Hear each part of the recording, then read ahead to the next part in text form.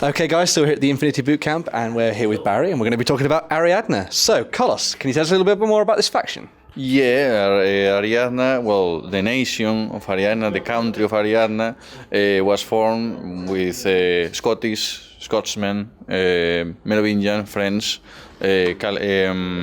Russians, mainly Kazakhs, and Americans. So it was the first ship, and the ship was named Dawn, okay, and the planet was named Dawn, and they were sent from planet Earth, obviously, to that planet, looking for colonize that planet, okay. The ship goes through a wormhole in the flap stage that humanity discovers this wormhole. They send a lot of probes, they discover the planet, though, so they go through that wormhole. Once they arrive there, they begin their colonizing process, considering that the next ship probably will arrive like in 6 months, something like that, because it was a process of colonizing the planet, but that ship never arrived. Okay, there is a backstory very interesting of what happened to the other ship, but after years of the Ariadnas, like looking at the sky, asking themselves why they have been abandoned by humanity, well, generations after generations, they have to survive with what they have in an alien planet, with the most menacing and devastating wolves known to mankind. Because of that, and because of the crisis and the drama that the survival experience brings to them, they divide also themselves into countries because of the same racial or original features of every culture that is living together there. Many years after that, humanity finds again the planet, and they tell them that this was because the wormhole changed in a way that then everything that went through that wormhole appeared in a different point of the galaxy.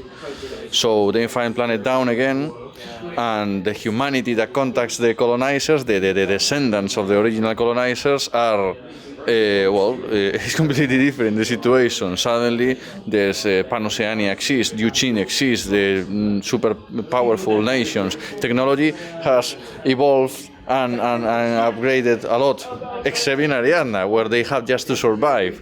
So in Ariadna, everything is low-tech. The other thing is that, well, Titanium, a metal, a super valuable resource that is in planet Dawn, was not considered such a special thing when they arrived there. But now, in the future, in the actual timeline of Infinity, the Ariadnas, the Ariadna nation is sitting in a golden planet with the most valuable resource, which is this metal, Theseum.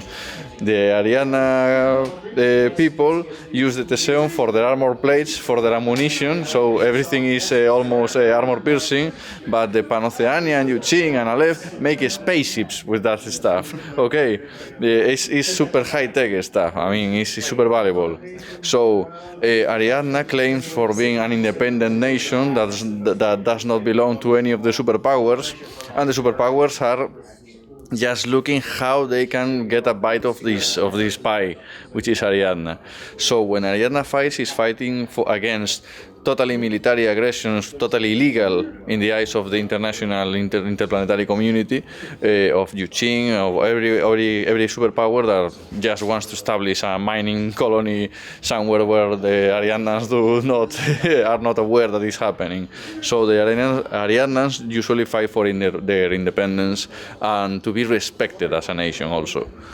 Cool, well, with that in mind, why did you pick Ariadna as your force? Well, when I looked through the different box packs, I mean, spaceships are cool and all, but I was looking for armor and guns. And these guys, well, the Russians looked pretty hardcore. Mm-hmm. And the Scot was fearsome, charging forward in his kilt. So yeah, I was looking forward to rocking with some of these guys. So talking of charging forward, is that sort of how Ariadna play? Ariadna is, well, you have to consider that Ariadna is not a faction with high budget for long-term conflict and high scale of war. So they have developed their own guerrilla style Okay, so many of the troops, one of the things that you will find in Ariadna that is most common is the ambush camouflage troops, okay? People that get hidden while the big robots walk in the forest, and then at the precise moment, boom, they ambush. Okay, that's Ariadna style. Okay, let's take a look at the units of the starter pack, for example. Okay, we have the line Kazakhs. Pretty standard line infantry, okay? They provide orders, they are disciplined, they are normal guys, not super special, okay? But they do the job. The chasseur is that kind of guerrilla style troop. He is get camouflage, okay? Has very good equipment and skills. Many people is asking in the forums to release this guy in a separate blister because he's very useful. And the combos in Ariadna with this kind of troop are a lot of them. He has flamethrower, he has a rifle, he has Sixth Sense level 1, and his friends, well, no, I don't know if that's something to talk about. The veteran Kazakh. The veteran Kazakh are the most respected soldiers, especially in the Russian nation. They were line Kazakhs one day, and after many battles, they achieved the status. They have more armor, they have better equipment, and even if they're wounded, they continue fighting. They have this no wound incapacitation skill, okay? And the third Highlander Grace, this is a guy, Scottish, okay, that packs a lot of weapons under his kilt.